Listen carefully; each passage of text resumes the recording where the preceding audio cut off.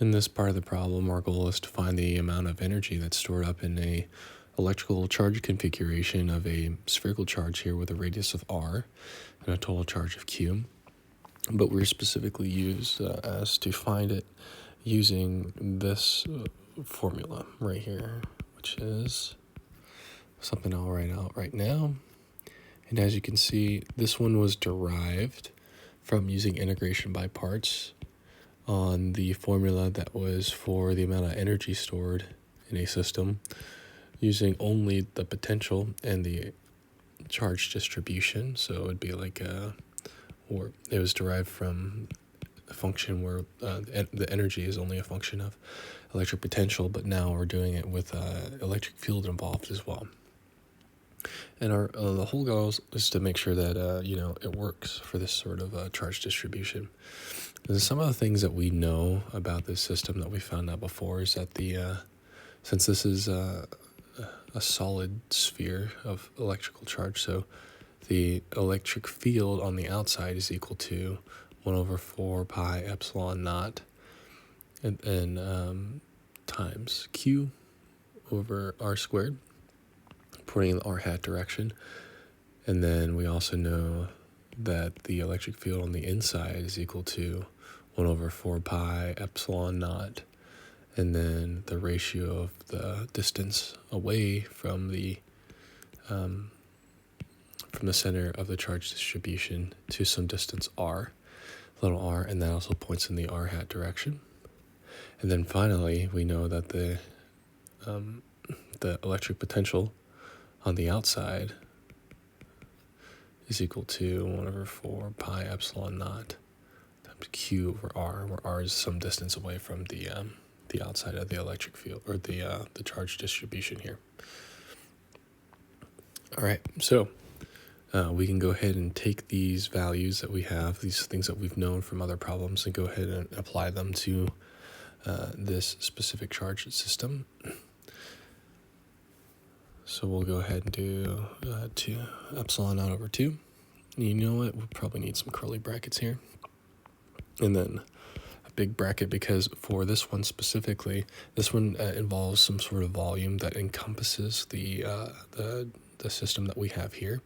And so since we have 2 different electric fields on the outside, we're going to have to do 2 different integrals to capture those 2 electric fields, one for the inside, and then as it grows, as our Gaussian surface grows and it passes that threshold of the surface of the system, we're going to have to use a different electric field on the outside. So we're going to have to split it up into 2 electric fields.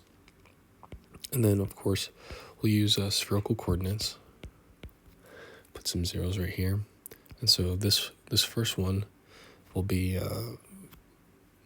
it'll have a normal electric field differentials here. Let's do d sine of theta, dr, d theta, d phi. And then I'll make the limits go 2 pi, and then this one goes specifically 0 to r. So this captures the integral all the way from here to here, and then anything else beyond we're going to have to do from r to infinity. And the electric field is, I'll just condense it down, Q. So this is the electric field on the inside. And then we're going to do plus, so this is still this part of the bracket, so plus another triple integral with the same limits except for the r. Except this one goes from r, and then the problem specifically tells us to go all the way out to a. And then, so we also now use the electric field for the outside here.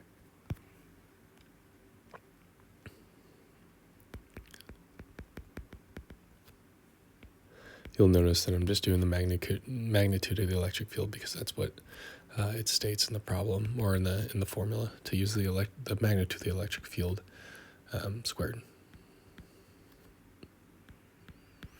Okay, so these 2 integrals within these brackets here were just the singular portion right here.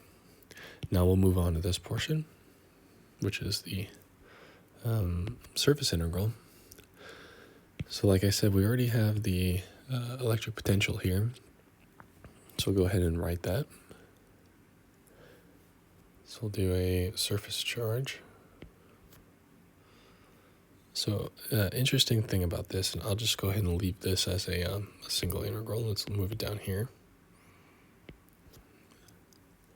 But then we'll put the, now we'll throw the electric potential right here.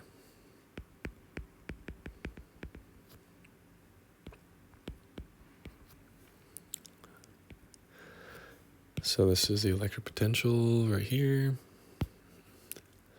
And now we're going to go ahead and throw in the electric field. And the electric field, the reason why we're doing it on the outside, we're going to do the electric field on the outside because the stipulation for this part, what it says in the section is that this dA that we're integrating over needs to be large enough to enclose the system that we have here. So this is, if it's large enough to enclose the system, we're only going to use the electric field on the outside and the electric potential on the outside. So we're going to go ahead and use the electric field on the inside, or sorry, the outside.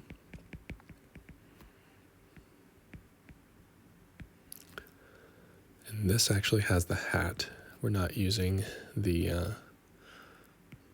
magnitude for this one. All right. And so what exactly is this dA? What is this integral that we're integrating over? So the answer is, so it's just some sort of patch, right? So if I can draw like a small spherical charge patch right here, right?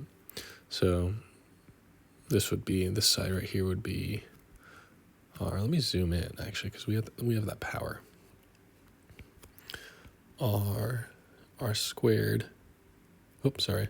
So this in spherical coordinates would be R sine d phi for this side right here. And then for this side right here, it'd be R d phi. And then the vector that points perpendicular from the surface of the charge is r hat, right? So if we zoom out, and that's what this dA is right here. So that means that our dA is actually equal to r squared sine theta d phi r hat. And that makes sense because we want this r hat dotted with this r hat. So that'll end up turning into a multiplication. And one last stipulation for this too is that, like the problem said, we're gonna evaluate this whole equation at some sort of surface where the surface is equal distance away from the center, so r equals a. Right? So we're gonna evaluate everything at r equals a. So that means if we go back to this integral, looking at what our differential is here, it's just going to be those are very curvy, two integrals, 0 to, let's see,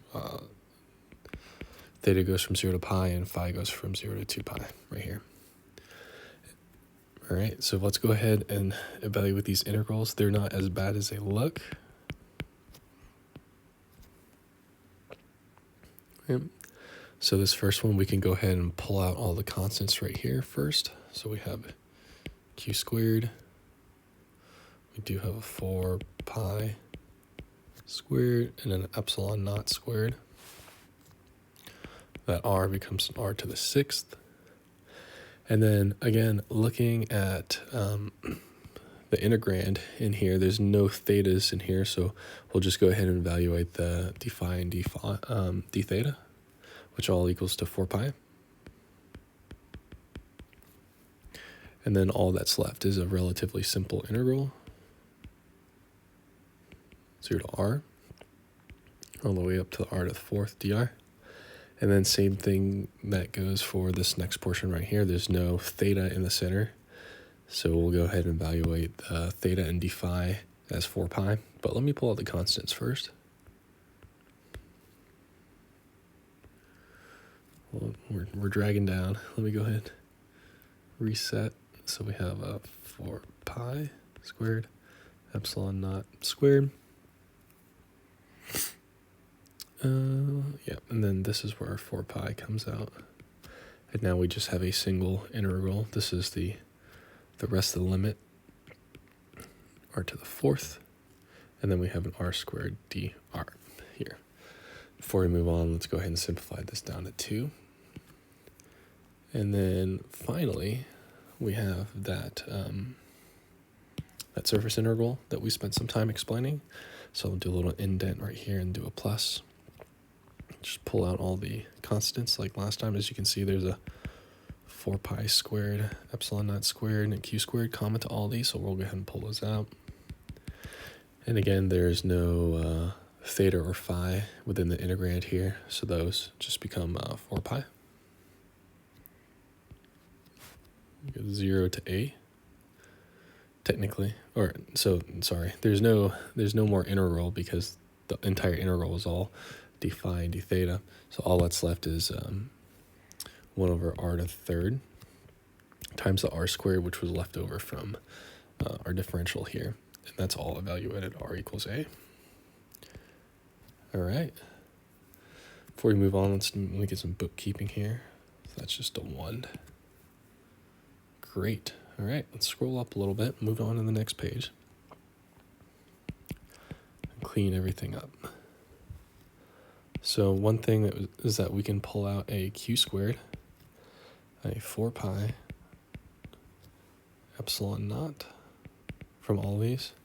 Oh, one thing I forgot to do, if we look back up here, is that we can just cancel out these 4 pi's everywhere. Usually pretty good about bookkeeping, but I missed that one. And now let's put a bracket, and then we'll evaluate the integrals. So this first integral here is going to be pretty simple. So first we have the r to the 6th that was out in front. So, but the integral ends up being r to the 5th over 5. Plus this next one here, we're going to have to actually do the subtraction. So it'd be negative a minus a negative 1 over r. That just becomes a positive. And the last one is plus 1 over a because it's 1 over r evaluated at r equals a. All right, scroll up a little bit. Let's go ahead and before we do that, let's do some bookkeeping. This was actually squared, sorry. This epsilon naught does cancel out with that, so it leaves us a single epsilon naught on the bottom as it should. So all that's left is a 1/2 q squared over 4 pi epsilon naught. And then we'll go ahead and condense everything down in that bracket. So that's actually r times 5. And we'll get this under the single denominator here, r times 5. So this on the top, that becomes a 6. But then that 6 cancels out with our 2 right here to turn this into a 3. We'll condense everything down. It equals 3 over 20 epsilon naught pi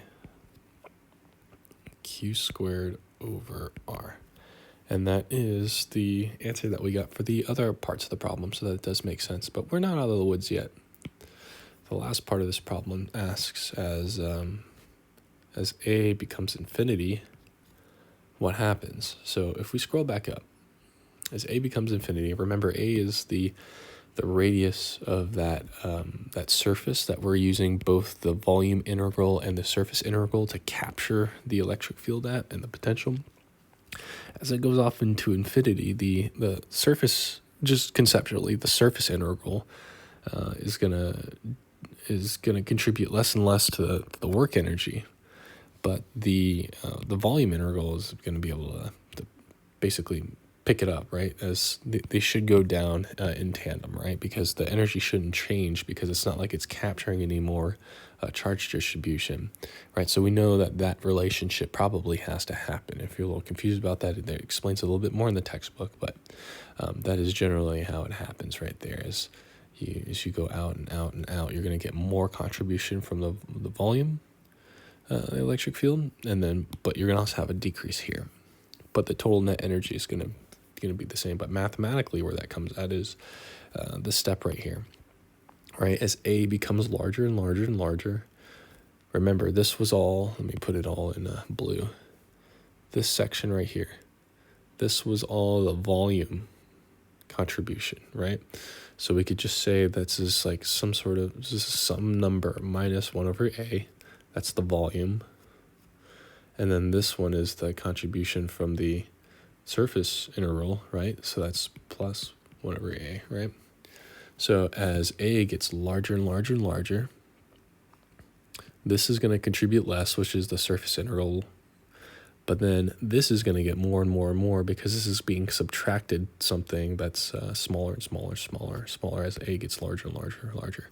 But in the end of the day, if we look up here, that's the whole point, is that they canceled out in the first place. So the amount that the volume integral increases because less is being subtracted from it, the amount that the volume integral contribution decreases less, the volume charge distribution is going to be picking up the slack instead. So that's generally how it works for that part of the problem.